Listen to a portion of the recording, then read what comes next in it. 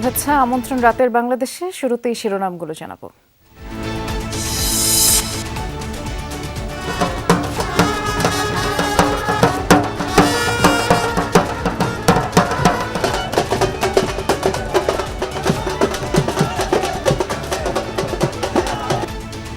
বাংলা বর্ষবরণ ঘিরে দেশজুড়ে বর্ণিল উৎসব, বৈশাখী শোভাযাত্রা আর রমনা বটমূলে হাজারো মানুষের উচ্ছ্বাস।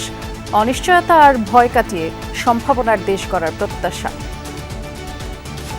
ঢাকা ইউনিভার্সিটিতে অ্যাডমিশন পাওয়ার পরে আমার পহেলা বৈশাখ আমার খুবই ভালো লাগছে। বৈশাখ মানে হচ্ছে আমি লাল সাদা কোনো একটা শাড়ি পরবো। People are dressed beautifully. It's a really nice atmosphere. খুব ভালো লাগে, মানে এখানে অনেক মানুষ আছে। এবছরে চাওয়া হচ্ছে যাতে সবাই সুস্থ থাকে এবং একটা বাংলাদেশ তৈরি করে। 22,000-এর বেশি প্রান্তিক কৃষকের হাতে প্রতিশ্রুতির কার্ড তুলে দিলেন প্রধানমন্ত্রী। বললেন, বিতাড়িত স্বৈরাচারের ভূত ভর করেছে বর্তমান বিরোধী দলের কাঁধে। জনগণের জনকণ্ঠসূচি সেইগুলোকে বাধাগ্রস্ত করবে, বিএনপি জনগণকে সাথে নিয়ে তাদেরকে প্রতিহত করবে।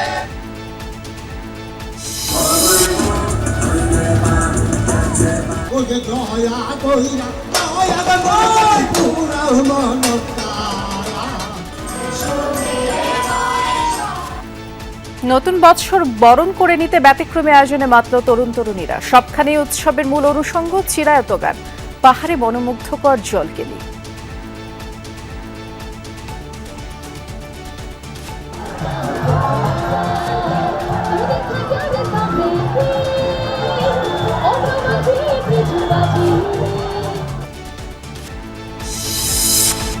ক্রুড অয়েল সংকটে ইস্টার্ন রিফাইনারিতে বন্ধ তেল পরিশোধন। তীব্র গরমেও ফিলিং স্টেশনগুলোতে দীর্ঘ অপেক্ষা, চাহিদা মতো জ্বালানি না পাওয়ার অভিযোগ। মানুষের শোভাযাত্রায় যাচ্ছে, আমাদের বৈশাখ তো এখানেই কাটতেছে। তেল নিতে পারলে আপনার পয়লা বৈশাখের উদযাপনটা তেল দিয়ে এছাড়া কিছু করার নেই। হামে মৃত্যুর মিছিল থামছেই না। 24 ঘন্টায় প্রাণ গেল আরো 9 শিশুর। এক মাসে মৃত্যু 195 জনের। সংক্রমণ বাড়তে থাকায় আতঙ্কে অভিভাবকরা।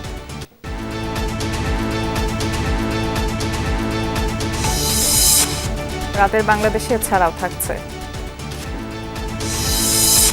যুক্তরাষ্ট্র ইরানকে আবারও আলোচনা টেবিলে ফিরিয়ে আনতে তোড়জোড় পাকিস্তানের। ইসরায়েলের সাথে প্রতিরক্ষা চুক্তি স্থগিত করল ইতালি।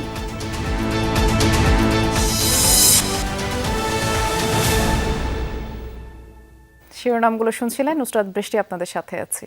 মানুষের ঐকতানে পুনরুত্থান হবে গণতন্ত্র। চিরায়ত বাংলার রূপ, শিল্প আর ঐতিহ্য তুলে ধরে চারুকলার শোভাযাত্রায় জানান দেয়া হয় এমন বার্তা। ছেলে বুড়ো সহ সকল প্রাণীর সম্মেলনে এমন আয়োজন বিশ্বকে জানান দিয়েছে বাংলার সৌরভ ও গৌরবের কথা। লোকায়ত বাংলার চিত্র, উপকরণ, সাজ, পটচিত্র, বাদ্যযন্ত্রাংশ কিংবা মানুষের উপস্থিতি সবই যেন এক সুরে গাইছে, এসো হে বৈশাখ, এসো এসো। তানফির মোর্শেদ ও তানফির মিজানের ছবিতে বিস্তারিত জানাচ্ছেন আহমেদ রেজা।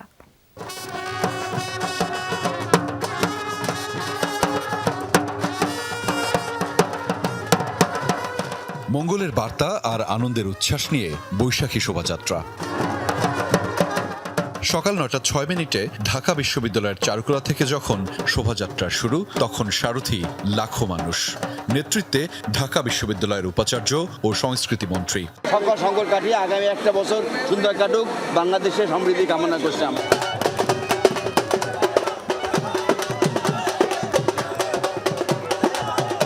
সাদা লাল বর্ণিল পোশাকে সেই সমবেত উপস্থিতি জানান দিয়েছে বাংলার ঐতিহ্য, সংস্কৃতি ও ঐক্যবদ্ধতার কথা। যে ঐক্যের ফলেই এবারের শোভাযাত্রার প্রতিপাদ্য নববর্ষের ঐকতান, গণতন্ত্রের পুনরুত্থান। যান্ত্রিক যাপিত জীবনে শেকড়ের এই আয়োজন প্রশমিত করে স্বকীয়তা, উচ্ছ্বসিত করে হৃদ মাঝার। পুরনো বছরের গ্লানি, জীর্ণতা আর শোককে পেছনে ফেলে নতুনের শুরু।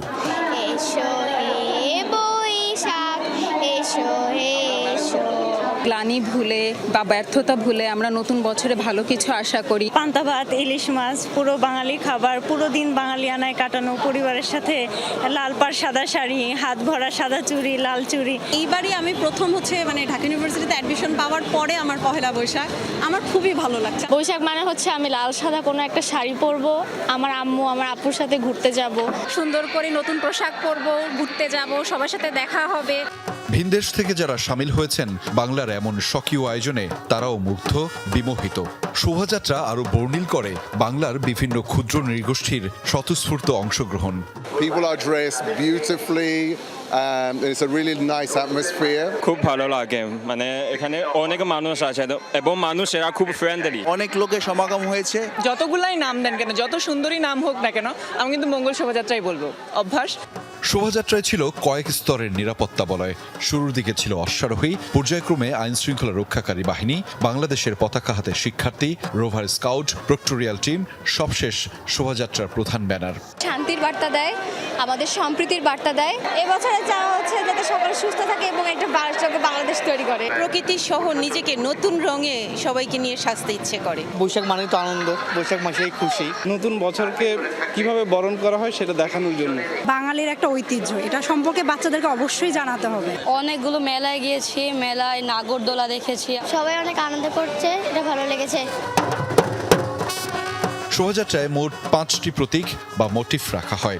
এগুলো হলো মোরগ, হাতি, পায়রা, দোতারা ও ঘোড়া। মোরগ নতুন সূচনা, জাগরণ ও আলোর আগমনের, আর দোতারা বাঙালির লোকসঙ্গীতের প্রাণ। এছাড়া পায়রা সম্প্রীতি, সহাবস্থান ও বৈশ্বিক শান্তির বার্তা বহন করে। এই আয়োজন, এই মানুষের সমবেত উপস্থিতি জানান দেয় বাংলাদেশের ঐক্যবদ্ধতার কথা। একই সাথে বাংলাদেশের গণতান্ত্রিক যাত্রা পুনরুত্থান করতে মানুষের সমবেত উপস্থিতি দারুণ কণ্ঠে বলেছে বাংলাদেশকে ভালো রাখার, বাংলাদেশকে এগিয়ে নিয়ে যাওয়ার। আহমেদ রেজা, যমুনা নিউজ, ঢাকা। রমনার বটমূলে নতুন বাংলা বছর বরণ করল ঐতিহ্যবাহী সাংস্কৃতিক প্রতিষ্ঠান ছায়ানট। ভোর 6:30 আয়োজনে শুরু হয়। প্রায় 200 শিল্পীর অংশগ্রহণে এই আয়োজন। ছায়ানটের প্রত্যাশা, সব শঙ্কা, অনিশ্চয়তা আর ভয়ের অবসান ঘটুক, স্বস্তি ফিরুক জীবনে, কল্যাণ হোক মানবতার। সহকর্মী শওকত মঞ্জুর শান্তর প্রতিবেদন।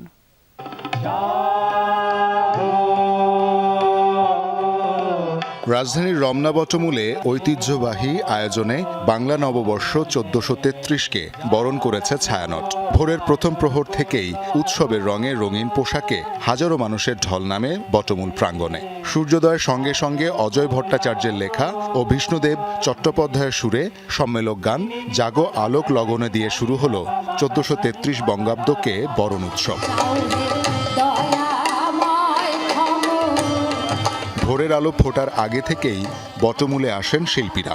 নতুন বর্ষবরণে অংশ নেয়ার উচ্ছ্বাস ছিল সবার কণ্ঠে। প্রতি বছরই আসা হয়, এবারে পরিবেশটা আরো বেশি ভালো লাগছে আগের থেকে। এই দিনটার অপেক্ষায় প্রকৃতিও আমাদের অনুকূলে, ধর্মবর্ণের মানুষ একসাথে যে হতে পারছি, এটাই সবচেয়ে বড় পাওয়া। বাঙালির জাতির জীবনে যেই দুর্দশা থেকে আমরা বের হয়ে এসেছি, সেখানে আর আমরা ফেরত না যাই। যেন আমাদের মধ্যে কোনো বিভেদ না থাকে, কোনো বিদ্বেষ না থাকে, সব ভুলে সবাইকে সম্প্রীতির বন্ধনে বাঁধতে চাই। আজকাল আর ওই চাবি দিয়ে এসব দরজাগুলো খোলে। এবারের আসরে ছিল 8টি সম্মিলিত গান, 14টি একক গান এবং 2টি আবৃত্তি। গান, আবৃত্তি ও বাদ্যযন্ত্রের সমন্বয়ে সাজানো অনুষ্ঠানে ফুটে ওঠে বাংলার প্রকৃতি, জীবনবোধ ও মানবিক মূল্যবোধের নানা দিক।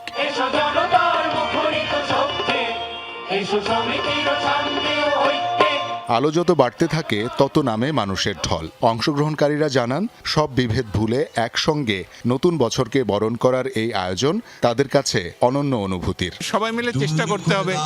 কবি কবিতা লিখবেন, শিল্পী ছবি আঁকবেন, উন্নয়ন করবে, উন্নয়নের জন্য কাজ করবেন। তবু বলি, এই নববর্ষ পৃথিবীতে শান্তির বার্তা বইয়ে দিক।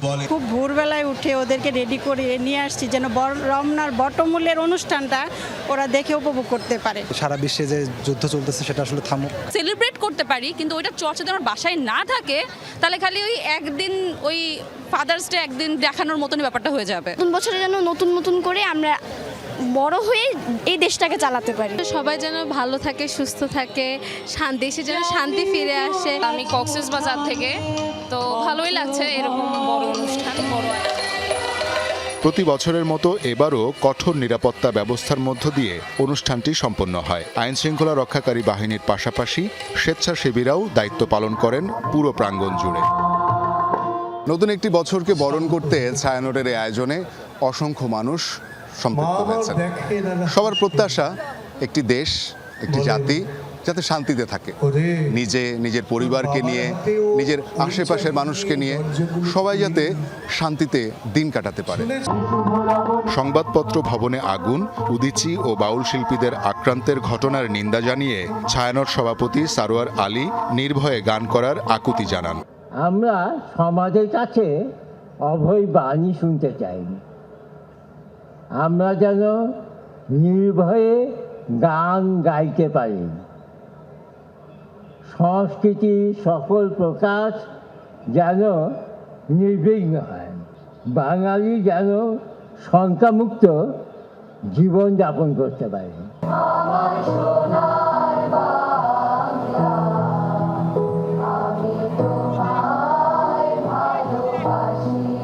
ছায়ানটের এই বর্ষবরণ অনুষ্ঠান আবারও প্রমাণ করেছে সংস্কৃতির শক্তি বাঙালির সবচেয়ে বড় পরিচয়, আর এই ঐতিহ্যই বয়ে নিয়ে যাবে আগামীর বাংলাদেশকে। অনুষ্ঠানের সমাপ্তি টানা হয় জাতীয় সঙ্গীতের হৃদয়গ্রাহী সুরে। হাজারো মানুষ দাঁড়িয়ে কণ্ঠ মেলায় এই সম্মোহনী গানে। শওকত মঞ্জুর শান্ত, যমুনা নিউজ, ঢাকা।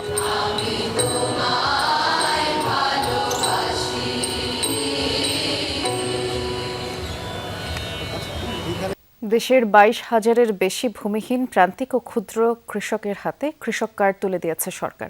এই কার্ডের আওতায় বছরে 2,500 টাকা সহ 10টি সুবিধা পাবেন কৃষকরা। পহেলা বৈশাখে টাঙ্গাইলের কৃষকদের হাতে কৃষক কার্ড তুলে দিয়ে কার্যক্রমের উদ্বোধন করেন প্রধানমন্ত্রী তারেক রহমান। বলেন, যতবার বিএনপি দেশ পরিচালনার দায়িত্ব পেয়েছে ততবারই কৃষকের পাশে দাঁড়িয়েছে। বিএনপি সরকারের লক্ষ্য নিরাপদ দেশ গঠন ও কৃষকদের আত্মনির্ভরশীল করা। পঞ্জিকার পাতা উল্টে বৈশাখ আসে অগ্রহায়ণ, কিন্তু বাংলার কৃষকের দিনলিপিতে বদল নেই। হাড় ভাঙা খাটুনির পর ফসলের ন্যায্য দাম না পাওয়া কিংবা ঋণের জালে বন্দী হওয়া, মাঠের সবুজ ক্যানভাসের আড়ালে এটাই কৃষকের ধূসর বাস্তবতা। হারের দামটা এবার বাড়তি একটু, এই জন্য একটু এটা পড়াটা একটু কমবো। ধানে আপনার 1 মণ ধান বিক্রি করলে আমি 1200-1300 টাকা পাই, তো সেই ক্ষেত্রে আমার খরচ 800-900 টাকা খরচ পড়ে যায়। সার আছে, বিষ আছে, ঘাস মারা বিষ আছে, অনেক টাকা খরচা হয়। তো আমরা যে জমি আবাদ করি, এই জমি আবাদ করে কি থাকে? কিছু না। পাওয়া না পাওয়ার এই অসম সমীকরণ বদলাতেই কৃষকের জন্য কৃষক কার্ড দেয়ার নির্বাচনী প্রতিশ্রুতি দেন বিএনপি চেয়ারম্যান। ক্ষমতায় আসার 2 মাসের মাথায় টাঙ্গাইলের শহীদ মারুফ স্টেডিয়ামে প্রধানমন্ত্রী হিসেবে 15 জনের হাতে আলোচিত এই কার্ড তুলে দেন তিনি। সার দিব, সরকারে বীজ দিব। উপকার দেখা যায় যে আমি সার কিনতে গেলাম, কিছু টাকা কম রাখলো, এটাই উপকার আমাদের। আর কি কৃষি কার্ডে যদি টাকা পয়সা যাই কিছু দেখ, আমরা কৃষি কাজে খরচ করবো, নিজের অর্থটা খাবো। বিএনপি সরকার, মাননীয় প্রধানমন্ত্রী আমাদের কাজের সম্মান দিচ্ছেন। আমরা স্বপ্ন ধারণা করছিলাম না যে আমরা তার কাছ থেকে কৃষি কার্ড পাবো বা কৃষি উন্নয়ন এত হবো। এর উন্নয়ন হয়েছে, আমরা তাদের ধন্যবাদ। প্রাক পাইলটিং পর্যায়ে 10 জেলার 11টি উপজেলায় একযোগে 5 শ্রেণীর কৃষক ও মৎস্য চাষী, দুগ্ধ খামারি সহ 12,000-এর বেশি মানুষ পেয়েছেন কৃষক কার্ড। উদ্বোধনের পরপরই তাদের ব্যাংক অ্যাকাউন্টে চলে যায় 2,500 টাকা। প্রধানমন্ত্রী বলেন, তার সরকার মানুষের ভোটের প্রতিদান দিতে চায়। আপনাদের ভোটে নির্বাচিত বর্তমান সরকারের লক্ষ্যই হচ্ছে কৃষককে আত্মনির্ভরশীল হিসাবে গড়ে তোলা, কৃষককে সচ্ছল হিসাবে গড়ে তোলা। সেই জন্যই এই কৃষক কার্ড আমরা দিয়েছি। একমাত্র বিএনপি সরকার যতবার এই দেশ পরিচালনার সুযোগ পেয়েছে, বিএনপি সরকারই চেষ্টা করেছে কৃষক ভাই বোনদের পাশে দাঁড়ানোর জন্য। আপনারা বিএনপির উপরে বিগত নির্বাচনে আস্থা রেখেছেন, ইনশাল্লাহ এই সরকার আপনাদের সেই আস্থার পূর্ণ মর্যাদা দিবে। এই কার্ডের মাধ্যমে ন্যায্য মূল্যে কৃষি উপকরণ, সহজ শর্তে কৃষি ঋণ সহ 10 ধরনের সুবিধা পাবেন কার্ডধারী কৃষকেরা।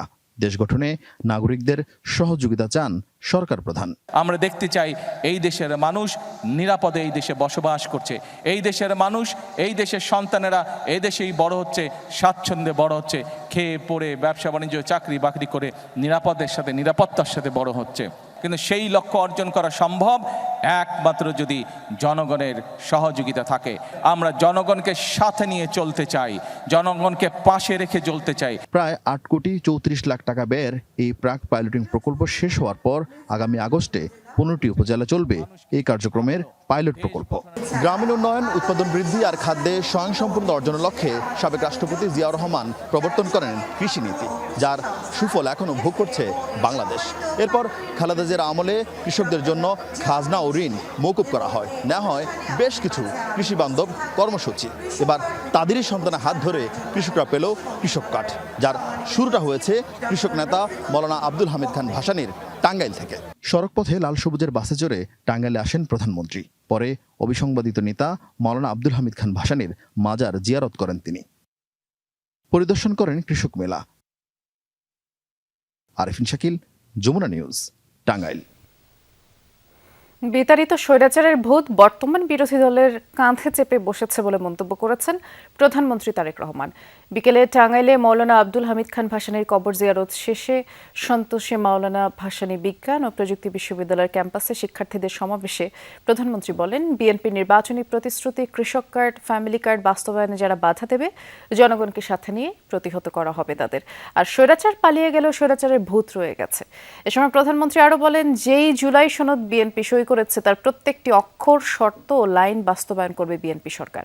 প্রধানমন্ত্রী প্রশ্ন রেখে বলেন, জুলাই সনদ নিয়ে যাদের এতই দরদ তারা কেন প্রথমে সই করলো না? এ সময় তারেক রহমান বলেন, যেখানে উপনির্বাচন হয়েছে সেখানকার মানুষ শান্তিতে আছে, কিন্তু পরিস্থিতি গরম বায়তুল মোকাররমে। কারা পরিস্থিতি ঘোলাটে করার চেষ্টা করছে সেটা জনগণের অজানা নয় বলেও মন্তব্য করেন প্রধানমন্ত্রী। এই জুলাই সনদ সংসদের দক্ষিণ প্লাজায় অনুষ্ঠিত হয়েছিল। অনুষ্ঠান করে যেই জুলাই সনদের সকল রাজনৈতিক দল সই করেছে, সেই জুলাই সনদ ইনশাআল্লাহ বিএনপি বাস্তবায়ন করবে, এর কোনো নড়চড় হবে না। কিন্তু যারা বিএনপির খাল খনন, বিএনপির ফ্যামিলি কার্ড, বিএনপির কৃষক কার্ড, পেশাদার খেলোয়াড় তৈরি সহ এই সকল জনগণের জনকর্মসূচি সেইগুলোকে বাধাগ্রস্ত করবে, বিএনপি জনগণকে সাথে নিয়ে তাদেরকে প্রতিহত করবে। রাজধানীতে নানা সংগঠনের আয়োজনে বর্ষবরণ হয়ে উঠেছিল বর্ণিল। শোভাযাত্রা, মেলা আর নানা খাবারের পসরায় উপভোগ করেন অংশগ্রহণকারীরা। সবখানেই উদযাপনের মূল অনুষঙ্গ ছিল চিরায়ত গান। নানা পেশা, বয়স আর ধর্মের মানুষের অংশগ্রহণে এক অনন্য আয়োজনে পরিণত হয়েছে এবারের বর্ষবরণ। বার্তা এসেছে শান্তি আর সহাবস্থানের। আহসান মঞ্জিল চত্বরে ঢাকা দক্ষিণ সিটি কর্পোরেশন আয়োজিত বর্ষবরণ। যোগ দেন সংস্থাটির কর্মকর্তা ও তাদের পরিবারের সদস্যরা। সকালে গান, নাচের মধ্য দিয়ে শুরু হয় আনন্দ আয়োজন। ছিল ঐতিহ্যবাহী বাহারি খাবারের পরিবেশনাও। নতুন বছরে নাগরিক সেবা নিশ্চিত করার প্রত্যাশা জানান প্রশাসক। ঢাকা শহরের যে ঐতিহ্য, সেই ঐতিহ্যটা ফিরে আনতে চাই এবং আদি ঢাকাকে আবার নতুন রূপে আমরা সাজাতে চাই। নতুন বছরের প্রথম দিনটি উদযাপনে বাংলা নবযাত্রার আয়োজন করে জাতীয় সাংস্কৃতিক কেন্দ্র। রাজধানীর মুক্তাঙ্গন থেকে শোভাযাত্রাটি বের হয়ে শাহবাগে এসে শেষ হয়। মসজিদের মিনার, পালকি, জায়নামাজ, হারিকেন সহ বিভিন্ন উপকরণ প্রদর্শন করা হয়। গানে গানে পুরো পথটি পাড়ি দেন নানা বয়সী মানুষ। বাংলা সংস্কৃতিকে তুলে ধরতেই এমন উদ্যোগ, দাবি আয়োজকদের। আমরা গৌরবান্বিত আমাদের নববর্ষ এবং বাংলা ভাষা ইত্যাদি নিয়ে। শোভাযাত্রা হারাম বলা হয়নি। শোভাযাত্রা মানে কি? সাজানো গোছানো, শোভা পায় এরকম একটি যাত্রা। বিভিন্ন ব্যক্তিকে, বিভিন্ন গোষ্ঠীকে বিকৃত করে উপস্থাপন করা, সেগুলো আমরা পরিহার করে আমরা আমাদের সঠিক যে সংস্কৃতি বা যে আমাদের ঐতিহ্য, সেগুলো আমরা শুধুমাত্র উপস্থাপন করার চেষ্টা করছি। আমরা কাউকে বাধা দিচ্ছি না যে ওইটা ঠিক না, এটা ঠিক, এটা বলছি না। গুলশানের বেস্ট অ্যাসোসিয়েটস ক্লাবেও ছিল বর্ষবরণের কার্যক্রম। অংশ নেন ক্লাবের সদস্য ও স্বজনরা। সবাই মিলে আজকে এই নববর্ষে আমরা সব ভেদাভেদ ভুলে যে পুরনো সব জিনিসকে আমরা ফেলে দিয়ে আমরা আগামী দিনের পথে এগিয়ে যাই। ঐতিহ্যময় উৎসবের পাশাপাশি নতুন সংযোজন ফ্ল্যাশ মবের জমকালো পরিবেশনায় বর্ষবরণ করেছে নর্থ সাউথ ইউনিভার্সিটির শিক্ষার্থীরা। বাংলা গান ও নাচের মূর্ছনায় নতুন বছরকে বরণ করে নেন তারা। সবার আগে তো সবার সংস্কৃতি, সবার ঐতিহ্য। এখানে নাচ, গান, সংস্কৃতি খুবই আনন্দময় হচ্ছে। বর্ণ, ধর্ম নির্বিশেষে সবাই চমৎকারভাবে মিশে যায়। তো আবার নতুন করে জামা কাপড় পরে সুন্দর করে সেজে গুজে বের হওয়ার একটা আলাদা রকমের ফিলিংস।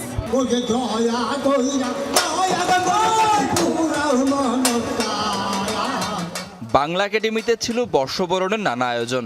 বটতলায় বর্ষবরণ সঙ্গীত পরিবেশন করেন সাইদুর রহমান বয়াতি। নাসির আলী মামুনের ৬৭তম একক আলোকচিত্র প্রদর্শনী ফটোজিয়াম স্মৃতি বিস্মৃতির মুখচ্ছবি। কবি, সাহিত্যিক, লেখক, সঙ্গীতকার, রাজনীতিবিদ, আর্কিটেক্ট, ডাক্তার, ইঞ্জিনিয়ার, সমস্ত ডাইভার্স ব্যাকগ্রাউন্ডের লোকজনদের একটা মহাসমাবেশ। বাংলা একাডেমি এবং বিসিকের আয়োজনে বৈশাখী মেলায় ছিল সাধারণের ভিড়। এই দেশের আপামর মানুষটি কত শান্তিপ্রিয়, কত সুশৃঙ্খল, স্বাভাবিক, তার একটি উদাহরণ হচ্ছে আজকের বর্ষবরণ। সারা ঢাকা শহর যেন আজকে বাদ ভাঙা বন্যার মতো মানুষ ঘর থেকে বেরিয়ে এসেছে, আনন্দ উল্লাসে বেড়ে উঠেছে। নাগরদোলা, চরকি সহ আবহমান গ্রামীণ বাংলার নানা বিনোদন উপকরণ ছিল মেলায়। শাকিল হাসান, যমুনা নিউজ, ঢাকা। 3 পার্বত্য জেলায় চলছে 3 দিনের বৈশু সাংগ্রাই বিজু উৎসব। আজ তৃতীয় দিনেও রাঙামাটি, বান্দরবান, খাগড়াছড়িতে দিনভর বৈশাখীর বর্ণিল আয়োজনে অংশ নেন চাকমা, মারমা, ত্রিপুরা সহ ক্ষুদ্র নৃগোষ্ঠীর মানুষ। তুলে ধরেন নিজেদের ঐতিহ্য, সংস্কৃতি।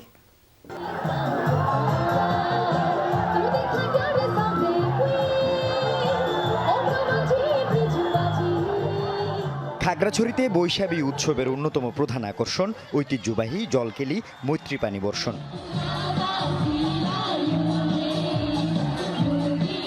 মারমা তরুণ তরুণীরা নিজেদের ঐতিহ্যবাহী পোশাক পরে জলকেলিতে মেতে ওঠেন।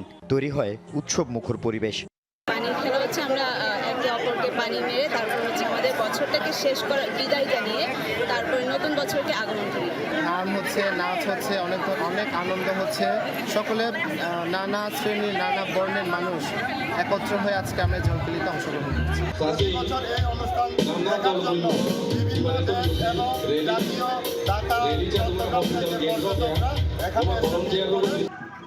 এর আগে সকালে খাগড়াছড়ির পানখাইয়াপাড়া বটতল থেকে আনন্দ শোভাযাত্রা বের করে মারমা উন্নয়ন সংসদ ও মারমা যুব সংসদ। রাঙামাটিতে পৌরসভা চত্বর থেকে বের করা বর্ণাঢ্য শোভাযাত্রায় ব্যানার, ফেস্টুন, প্রতীক নিয়ে অংশ নেয় পাহাড়ি বাঙালি সবাই। পরে শহীদ আব্দুল আলী মঞ্চে নাচ গানের পাশাপাশি বর্ণাঢ্য আয়োজনে তুলে ধরা হয় বাঙালি এবং পাহাড়ের ক্ষুদ্র নৃগোষ্ঠীদের ঐতিহ্য।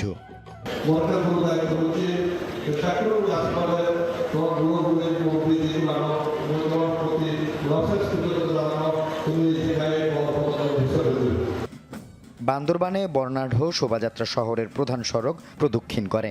পরে ক্ষুদ্র নৃগোষ্ঠীর সাংস্কৃতিক ইনস্টিটিউটে পরিবেশিত হয় সাংস্কৃতিক অনুষ্ঠান। দিনব্যাপী আয়োজনে ফুটিয়ে তোলা হয় ঐতিহ্য, সংস্কৃতি ও সম্প্রীতির মেলবন্ধন। আল আমিন শিকদার, যমুনা নিউজ। সকল রাজনৈতিক দলকে সাথে নিয়ে কাঙ্ক্ষিত নতুন বাংলাদেশ গড়তে চায় এনসিপি।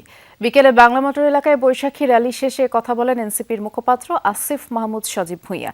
দলটির উত্তরাঞ্চলের মুখ্য সংগঠক সার্জিস আলম বলেছেন, বাংলাদেশের অর্থনীতি সব ধরনের কালো থাবা থেকে মুক্তি পাক, এমন প্রত্যাশা দেশের প্রতিটি মানুষের। নতুন বছর থেকে কৃষক শ্রমিকরা তাদের ন্যায্য মজুরি পাবে বলেও আশা তার। আর ফ্যাসিবাদ বিরোধী আন্দোলনে সম্পৃক্ত সকল রাজনৈতিক দলগুলোকে ঐক্য বজায় রাখার আহ্বান জানান সার্জিস। এর আগে বাংলা মোটর থেকে র্যালি বের হয়ে হোটেল ইন্টারকন্টিনেন্টালের সামনে ঘুরে আবারও বাংলা মোটরে এসে শেষ হয়। ঢোল বাদ্যবাজনার তালে নেচে গেয়ে র্যালিতে অংশ নেন এনসিপি নেতাকর্মীরা। দলটির পক্ষ থেকে নেভিগলিতে সাংস্কৃতিক অনুষ্ঠান এবং বৈশাখী মেলার আয়োজন করা হয়।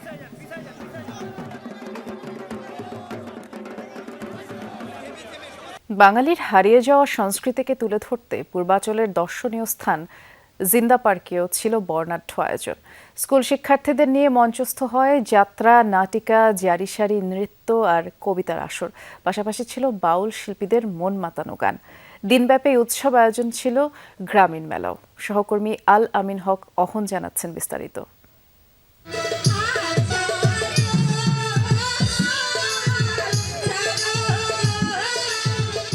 ঢাকার অদূরে লিটল এঞ্জেল সেমিনারি স্কুলের শিক্ষার্থীরা তুলে ধরছেন হারিয়ে যাওয়া কাজল রেখা। 400 বছর আগের করুণ কাহিনী আর অলৌকিক ঘটনার এক রোমাঞ্চকর মিশেল উঠে এলো এই বটতলার মঞ্চে।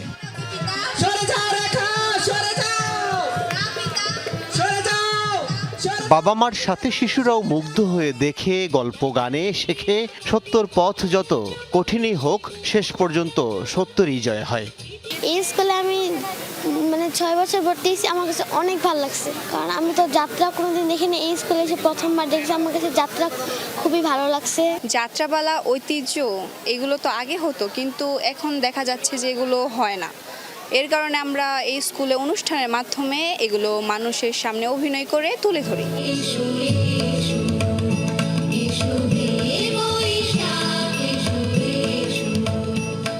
এর আগে সকাল 7টায় পার্কের বটতলায় বৈশাখের জনপ্রিয় সঙ্গীতে শুরু হয় বৈশাখীর আনুষ্ঠানিকতা।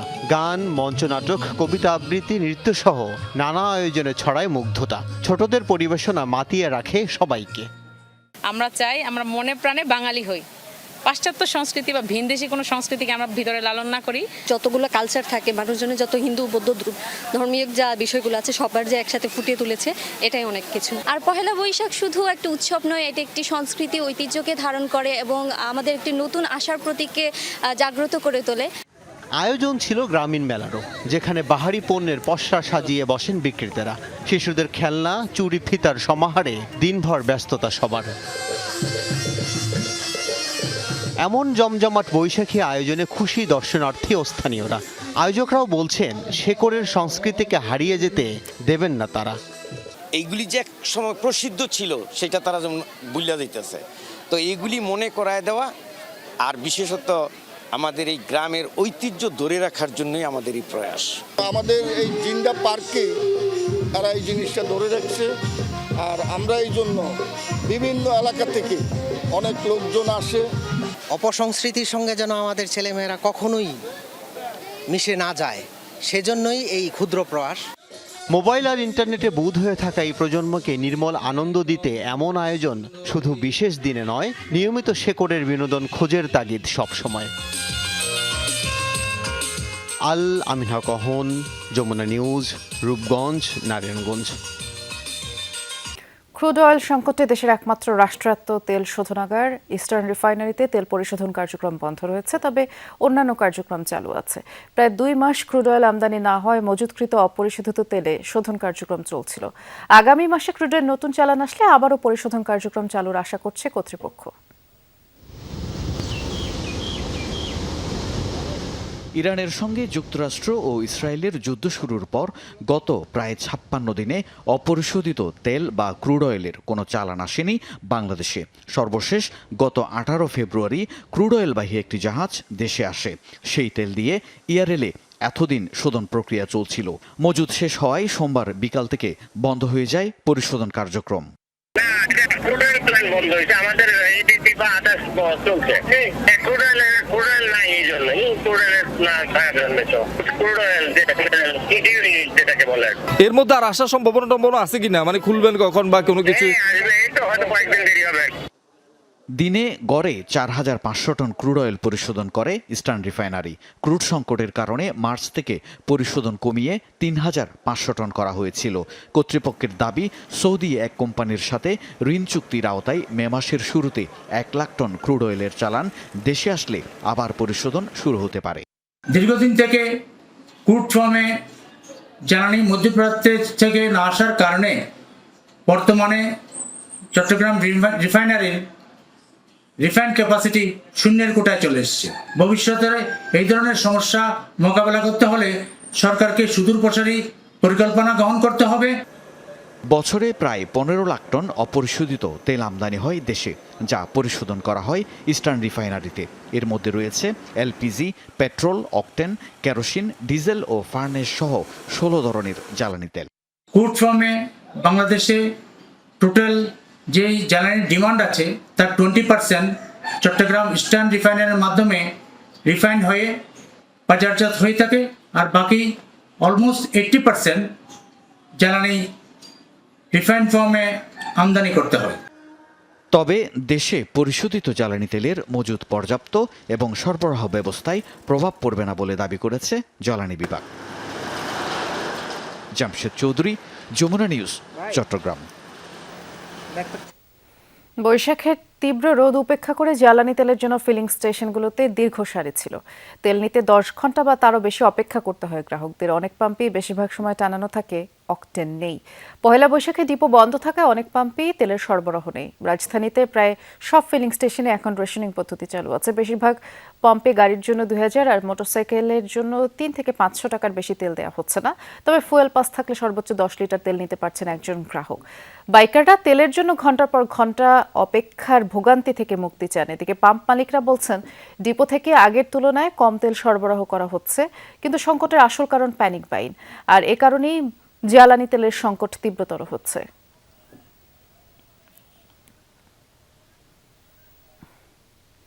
দেশে হাম ও উপসর্গ নিয়ে আরো 9 জনের মৃত্যু হয়েছে। এর মধ্যে রাজধানীতে 6, চট্টগ্রামে 2, রাজশাহীতে 1 জন মারা গেছেন। আর এ নিয়ে গত 15 মার্চ থেকে এখন পর্যন্ত 195 জনের প্রাণ গেল। রাজশাহী মেডিকেলে 24 ঘন্টায় হামের উপসর্গ নিয়ে আরো 19 জন ভর্তি হয়েছে। চিকিৎসা শেষে বাড়ি ফিরেছেন 17 জন। রাজশাহী বিভাগ ছাড়াও ময়মনসিংহ, চট্টগ্রাম, বরিশাল, সিলেট, রংপুর, খুলনা বিভাগেও হামে আক্রান্তের সংখ্যা বেড়েই চলেছে। বিভিন্ন জেলার সদর হাসপাতালে শয্যা সংকটে ওয়ার্ডের বাইরে রেখে রোগীদের চিকিৎসা দেওয়া হচ্ছে, যার কারণে সংক্রমণের ঝুঁকি বাড়ছে। হাম প্রতিরোধে শিশুদের টিকা দেওয়ার পরামর্শ স্বাস্থ্য বিভাগের।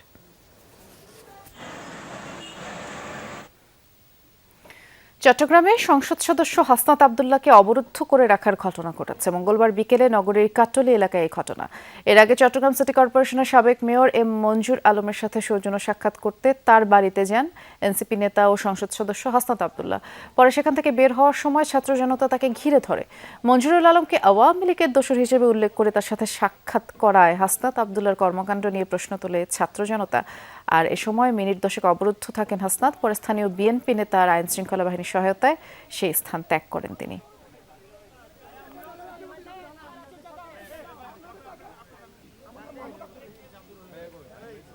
যুক্তরাষ্ট্র ইরানকে আবারও শান্তি আলোচনায় বসার আহ্বান জানিয়েছে পাকিস্তান। চলমান 2 সপ্তাহের যুদ্ধবিরতি শেষ হওয়ার আগে আরেকবার দুপক্ষকে মুখোমুখি করতে তোড়জোড় চালিয়ে যাচ্ছে ইসলামাবাদ। গেল শনিবার শান্তি আলোচনা ভেস্তে গেলেও কূটনৈতিক যোগাযোগ চালিয়ে যাওয়ার ইঙ্গিত দিয়েছে দুই দেশ।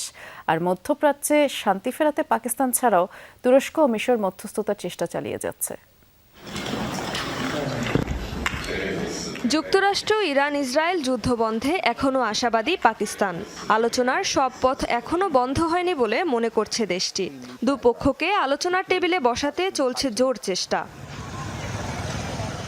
নাম প্রকাশে অনিচ্ছুক 2 পাকিস্তানি কর্মকর্তা জানিয়েছেন, চলমান 2 সপ্তাহের যুদ্ধবিরতি শেষ হওয়ার আগেই ওয়াশিংটন তেহরানকে আবারও মুখোমুখি করার চেষ্টা করছে ইসলামাবাদ।